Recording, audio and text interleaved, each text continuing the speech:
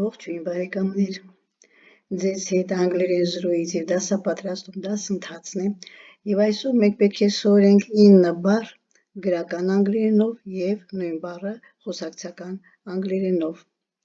Հիշեցնեմ,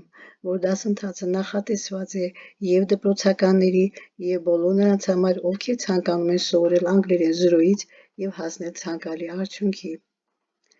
Բացի անգլերեն զրույց և դասապատրաստում դասընթացից, որի դասերը և դասապատրաստումը կատարվում է պետականորեն հաստատված դասագրքերով,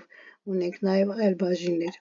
հաճախ տրվող հարցեր, հաճախակի կրկնվող քերականական սխալներ, տրանսկրիպցիա, քերականություն զրոյից, շտեմարան, խոսակցական անգլերեն։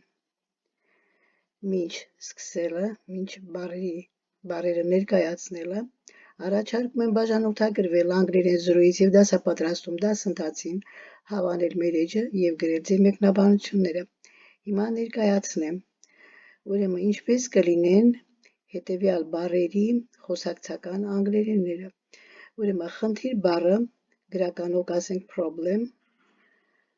խոսակցականով issue։ Ուրեմն խնդիր, problem, գրական, խոսակցական issue։ Հանցագործ բառը գրականով criminal, խոսակցականով offender, criminal, offender։ Ուրեմն կարմիրներով գրական խոսքը, կապույտով խոսակցականը։ Ուրեմն ուսուցիչ, դասավանդող teacher, գրականով tutor, խոսակցական։ Ուսանող, սովորող, գրականով student, learner, խոսակցական։ Հաջորդը զբոսաշրջիկ, այցելու, գրականով կասենք tourist, խոսակցականով կասենք visitor։ Հաջորդը արդյունք, հետևանք, գրական result, խոսակցական consequence։ Յոթերորդը բավարար, խոսակցականով կասենք enough, գրականով կասենք enough, խոսակցականով sufficient։ Ութերորդը գաղափար, հայեցակարգ, գրականով idea, խոսակցական concept։ Եվ վերջինը շատ, անթիվ, գրական կասենք many,